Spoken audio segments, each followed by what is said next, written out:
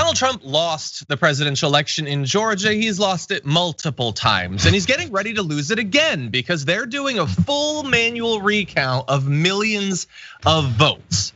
That is not going to change the result, but what it does do is offer a lot of opportunity for Donald Trump and other crazy people to make the lives a living hell for all of the people involved in that process. We want to talk about one of those people. This is Gabriel Sterling, works for the Georgia Secretary of State, a conservative Republican for literally his entire life so far as we know, who's involved in this recount.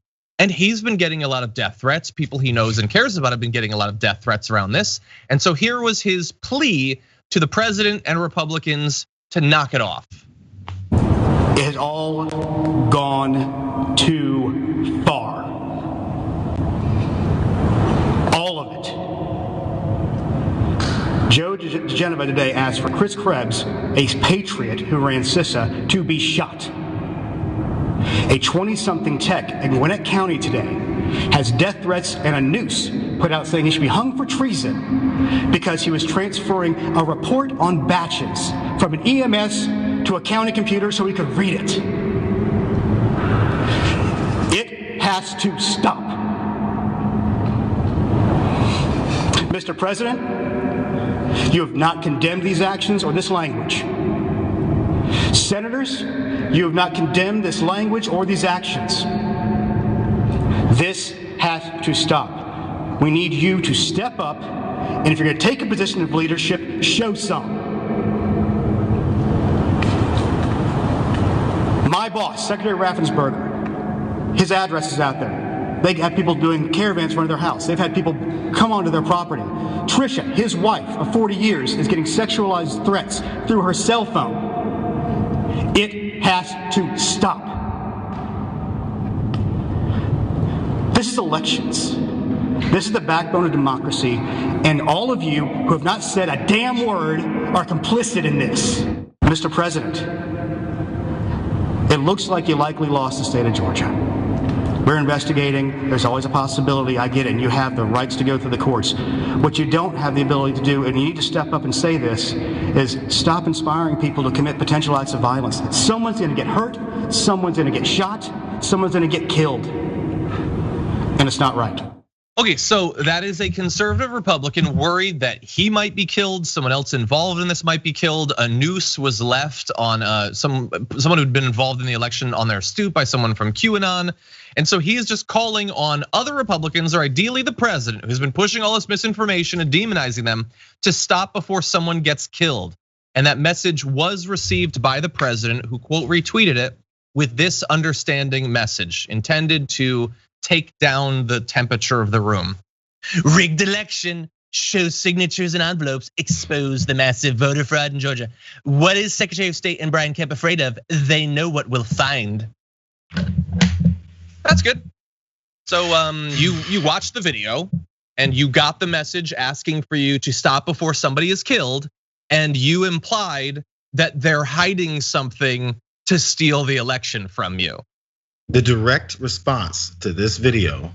Direct response. Direct response to what? Well, retweeting that video. Yeah, to what Gabriel Sterling had to say directly. Not that we can take into account that he's probably responding to it because he didn't mention the person's name, or maybe it's what are those called? Shadow tweeting, or what's it called? Ghost tweeting? I don't know what it is. When you don't mention the person you're tweeting. It's not any of that. No, that's when you identify that they're doing it. Yeah, I don't know. We're so old.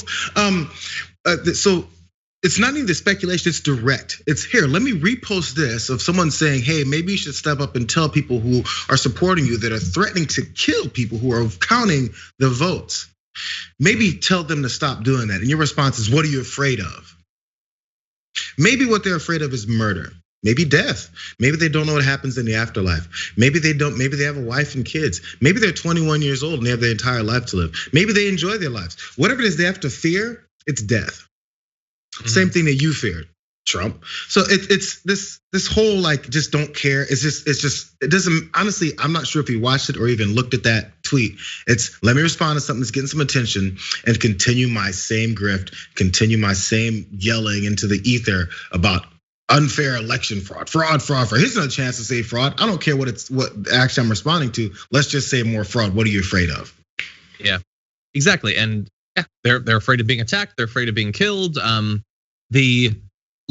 don't know that she's a Republican, but the likely Republican wife of the Republican Secretary of State of Georgia is having rape threats. And the bad people in this story, according to the president, are the people receiving the rape and death threats. Because he wants to get something out of this. He knows it's not gonna be an election win, it's something else. It's ratings for his network later, or it's more money being donated to his recount fund or whatever. He has got to get his money. And if that means someone gets shot or someone gets raped, it ain't him. So why would he care about that?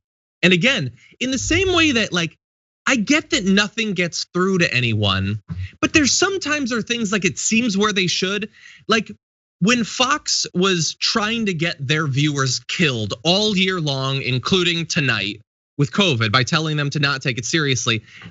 When the people you watch are trying to kill you, shouldn't that get through? Like if I were to tell the Dragon Squad is watching this right now to go walk blindfolded in traffic, shouldn't they stop watching?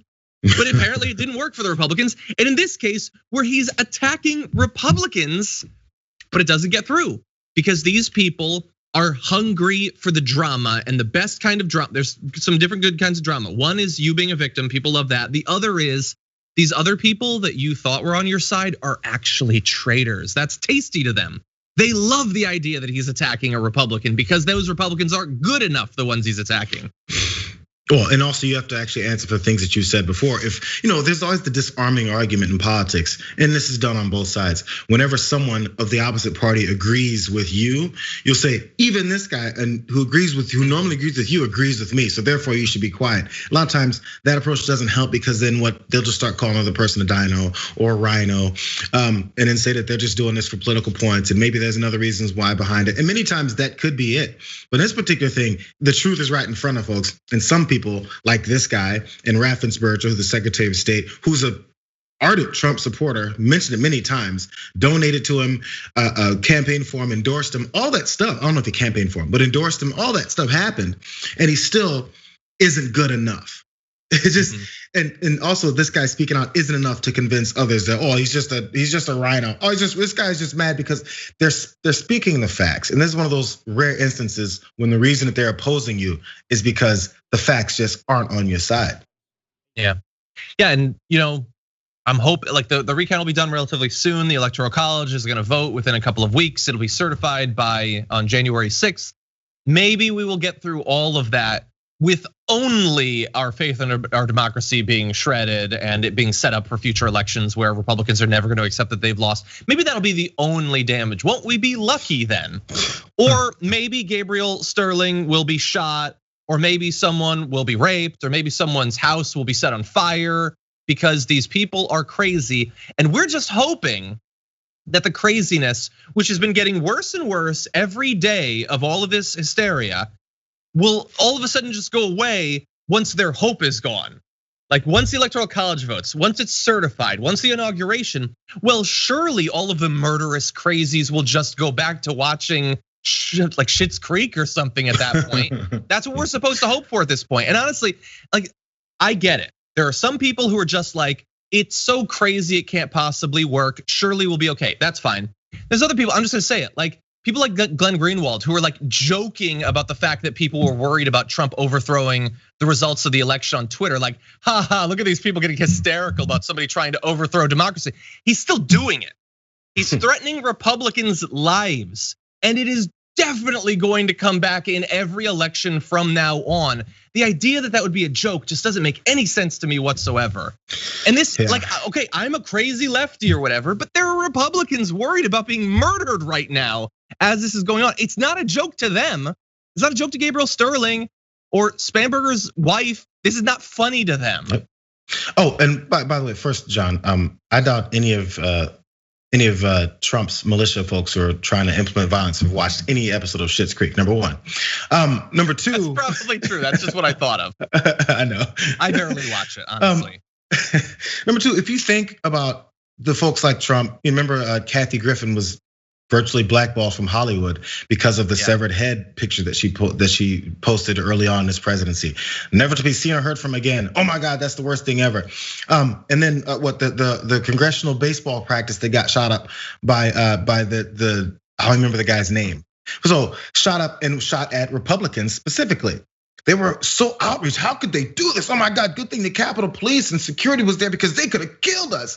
What are you guys gonna do about it? Hey, Bernie Sanders, you gonna say something? Now imagine if Bernie Sanders then came out after you had all these things on Twitter that you said about that and went, well, maybe you shouldn't be outside. Hey, well, maybe you should pass some things that American people like. Imagine if he said that. Oh my God. Because that's not even the equivalent of Trump doing this. If Bernie Sanders said that, he'd at least be talking about policy that many Americans are in support of. What you're saying is that there's this fascination with this fraudulent election that you keep pushing as saying fraudulent. That's what you're pushing when it comes to people throwing out death threats. If there's another attack on people, on people who are elected officials, another person actually said maybe you should start doing something for the American people, you'd be outraged, and rightfully so, because you shouldn't endorse things like that. Honestly, but you will, and then we'll continue to have this fight back and forth where one side gives in, the other side encourages it. Yeah. And Bernie had said, imagine. What are you hiding?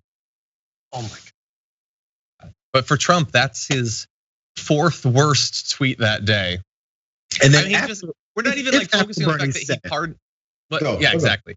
Like he pardoned Mike Flynn, and what's one of the first things Mike Flynn does is he tweets out a manifesto calling for the military to overturn the results of the election and conduct their own election.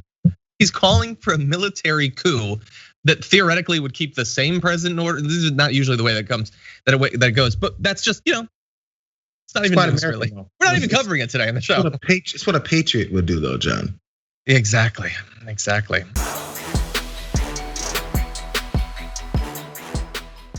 For more political news breakdowns, interviews, stories of activism, and me trying my hardest to care about the occasional big celebrity news story, subscribe to our YouTube channel at youtube.com/The Damage Report. And you can ring the bell wherever it is so you don't miss anything.